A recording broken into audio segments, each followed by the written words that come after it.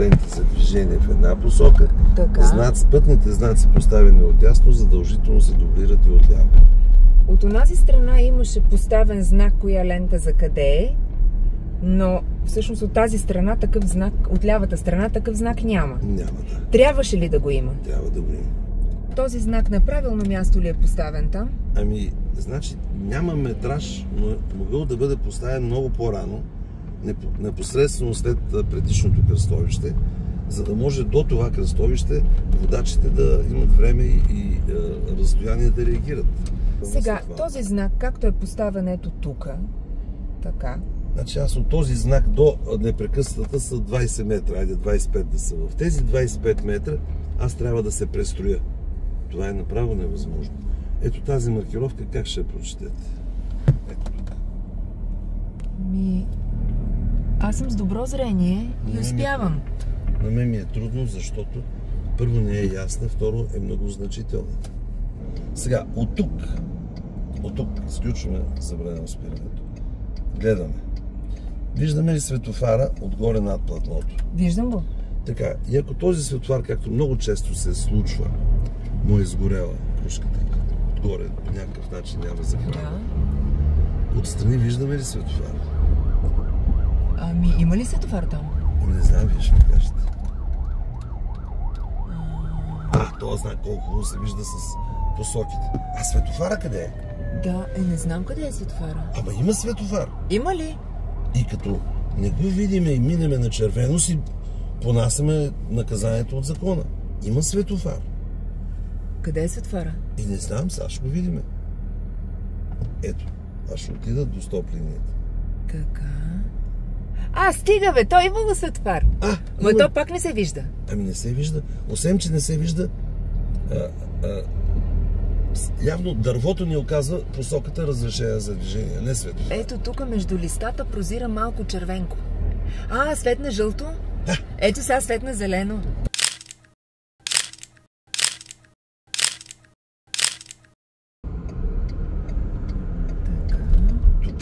Тук окей. Тук изненадващо е сложена на място. Но този знак направо и надясно можеше да бъде на първия стълб, за да не се закрива от него знак. Ето, много малко мислене трябва. Така. Много малко. Ето сега тук. Ето. Тук е добре. Така. След кръстовището важи до кръстовището по смисъла на закона. След кръстовището отново е поставена. Добре, чудесно. Чудесно. Ето, хубавите неща не може да ги отречем. И ето тук погледни колко преди, точно как следват лентите. Гледай колко добре е направено тук. Много добре. Ето, от тук аз мога, до следващите светофари имам толкова много разстояние, че мога да избера съответно коя лента да взема в зависимост от посоката. Ето тук е направено екстра, нали така? Абсолютно. Вижда се ясно, да. Имаш време да реагираш, коя лента да вземеш, всичко. И ако въпреки всичко не реагираш, то тогава с основание трябва да се носиш отговорност. Ето го там знак. Да, ето същата работа. Ето се напрати да видим. Така. Ето. Това е знак, който е за сумати ленти. И не се виждаш. Го видим в последния момент. Но тогава е късно. Тогава вече разстоянието до светофара е такова, че не може да се престрои.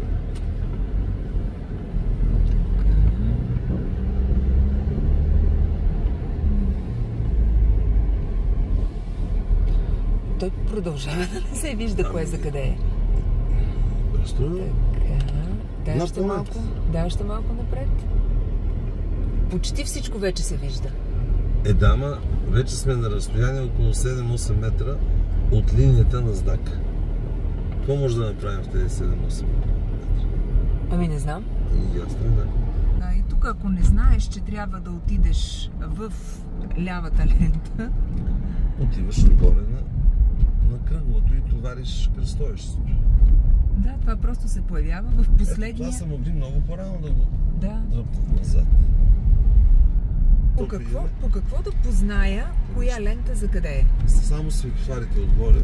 Но те са ми малко далече. Тоест трябва да включвам бинокъл. Далече са, не е малко. Ами ако имаш камион пред теб, как ще го видиш? Не знам. Ето го камиона. Да. Ето тук говорим 1, 2, 3, 4 ленти за движение има преди кръстовището. Така. Задължително трябва да има на достатъчно разстояние тази указателна табела за броя на лентите за движение. Да, ама няма.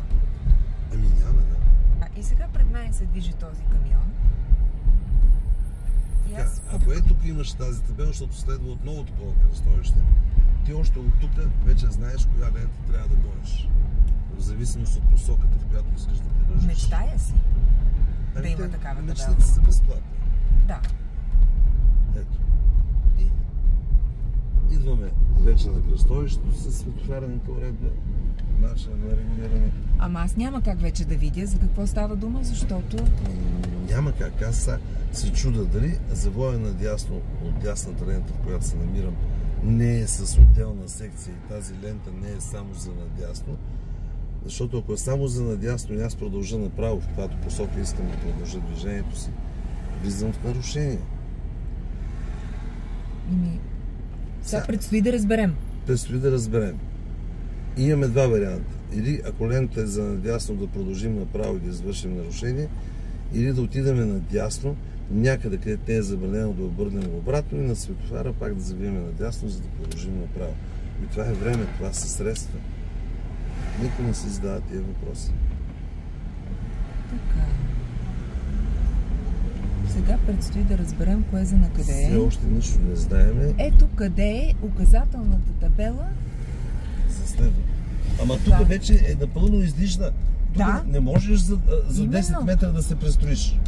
Тая табела трябваше да бъде много по-рано от предишното кръстовище. Ами точно за това става дума. Това е вече анти от всякъде, откъдето ще да го погледнем. По-добре да я няма тази табела, отколкото да има поставена по този начин. Но защо да му е лесно на българския водач, като може да му е трудно? Или невъзможно? Карам аз и не знам къде карам. Хипотетично за първи път минавам тук. Не знам, но си карам в дясната лента. Карам си в дясната лента и завивайки надясно, след завоя изведнъж се появява тази табела. Поглеждам в огледалото, изпреварват ме. Продължават да ме изпреварват. А тук вече не мога. Няма на къде. И аз трябва да продължа в дясно, вместо да продължа направо. И в този участък вече няма как да се представяваш. И това явно е масова практика. Ето тук пак става въпрос за нещо подобно. Хаос, пълен хаос в поставянето на тия табели. Ето, след този знак, ето, от тук до светофара, и тя почва да прекъсва. Как ще се представяваш? А аз по какво да разбера, че тук е само за надясно? За надясно. Само за наляво. Само за наляво? Ето тук трябваше да има, а то няма. Вижте, няма. Къде е. Ето тук. Ама аз от тук не мога да се престроя за толкова късно разстояние в главата. Естествено, че не можеш. Това е малоушнината. А тук вече е безсмислена. Ето тази можеше да бъде поставена там, за където говорим. Така. Тук е напълно безсмислена. Абсолютно безсмислена е, да. Тук е абсолютно безсмислена. Обаче всички в момента, които се движат в лявата лента, са само за наляво. Но там в далечината, ето сега с пръстенце ще го отворя. Лента става само за наляво и те почват да се мушкат пред нас. Така, обаче ето там има, ето погледни от тук, от видеото можеш да го видиш, ето че са 3 ленти само за напред. Да, аз го виждам, дясната даже е дадена, че е бус лента. Точно така. Само, че аз ти казвам, че лявата е само за наляво. Ужас. Айде кажи ми сега, ти си един съвестен шофьор, който успява с бинокъла си да забележи тази табела. Ужас. Добре, че няма и отляво, защото тогава ще бъде объркването тотално. Ето един случай, в който липсата на задължителната табела и отляво помага.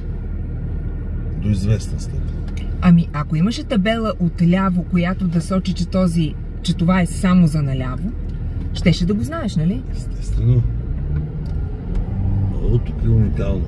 Но след билборда ще се появи една табела, където казва, че лентата лявата е за наляво, но го показва в един момент, в който вече е твърде късно да смениш посоката си.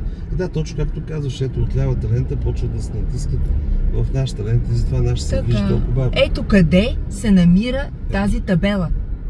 Тя се намира на нивото, на което вече ти нищо не можеш да направиш. Не можеш да направиш, абсолютно нищо. И тогава тези от лявата лента почват да се мушкат в нашата и тези съвестните, тук, които са в тази лента, се движат по-бавно, вместо да се движат по-бързо. А тук по какво да позная? Ето къде. Ето къде ми стои табелата. Ужас. Ужас. Така. Ама добре. И тя на всичкото отгоре е обърната към бензиностанцията. Да. Така. Само, че лентата е тука, обаче табелата е ето там. А ти можеш ли си представиш, ако си в дясната лента, как ще отидеш в лявата зад автобус? Никак ще влеза в бензиностанцията, ще започна да правя маневри през бензиностанцията и така. Колкото влезеш, пак, като излизаш от бензиностанцията, трябва... Ама тогава вече ще имам видимост и евентуално ще изчакам другия светофар. И така. Правихме си днес една продължителна разходка по улиците на София, за да обобщим състоянието на, как се нарича, знаковия парк. Знаковото стопанство. Знаковото стопанство. Бих искала като експерт, чиято цяла кариера е обвързана с обучението на водачи, да направиш едно обобщение. Какво видяхме по пътя? Ами, първото нещо, което го видяхме, което обобщава и до голяма степен всички останали неща, това е не организацията на движението в град като София, а антиорганизацията на това движение. Като че ли някой умишлено е поставил задание на хората, които отговарят за организацията на движението в столичния град, да направят обратното на това, което е нормално. В какво се състои тази антиорганизация? Тя се състои в масовото поставяне на пътни знаци точно не на мястото, където могат да изиграят ролята си. А тяхната роля е да улесняват водачите, да ги информират възможно най-рано и възможно най-пълно за това какво предстои след поставения знак, с цел тези водачи да имат достатъчно време да реагират и да вземат правилното решение. Всичко това, което казах до момента, се случва обратно с поставянето на тези знаци. Вертикалната маркировка е, може би, най-удобното нещо за водачите. В столицата, кой е пряко отговорен за преглеждането на тази маркировка и издаването на нареждания, на указания, къде е необходимо тя да бъде сложена и с кого това трябва да се съгласува?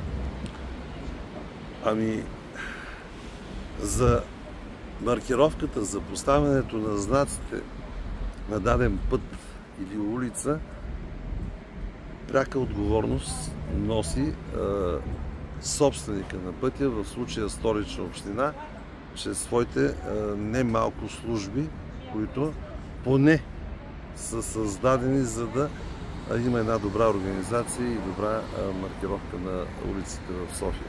Районните кметове могат ли да инициират подобряване на вертикалната маркировка, тъй като не можем да очакваме, че кмета ще хукне по всички улици? Могат, разбира се, даже дори те тяхна трябва да бъде инициативата, а съответно кмета на Столична община трябва с изрична заповед да разпореди да се направи каквото е необходимо. Каква е ролята на полицията и всъщност кой или коя организация трябва да е отговорна за разумното, смисленото монтиране на знаците, а не поставянето на колци с картинка отгоре в етап, в който те вече нямат никакъв смисъл? Значи решението за поставяне на знаците, както казах, се извършва от собственика на пътя, т.е. от Столична община. Това нещо трябва да се съгласува с пътна полиция, като има и един втори вариант, при който полицията, натъквайки се на неправилно поставени знаци, както и маркировка, са длъжни да направят предписание до Столична община. В случая е кмета, който съответно е отговорен за общината. И тук някъде се къса нишката, защото полицията казва, ние сме написали предписанието, но кой следи дали е изпълнено предписанието, ето тук се появява загадка. Има предписание, няма контрол за изпълнение на предписанието. Съществува общинска служба за трафика и какво беше? Център за анализ и контрол на трафика. И какво прави Центъра за анализ и контрол на трафика? Той дали случайно може да забележи абсурдните знаци или отсъствието им? И най-вероятно, ако се заровим малко в докладите, в анализите, в стратегиите, плановете и може би ще сета за още 10 неща, ще излезе, че те работят денонощно, по 24 часа в денонощието и 31 дена в месец. Но то в никакъв случай не кореспондира с това, което ние с теб видяхме, докато правихме тази разходка в столичния град.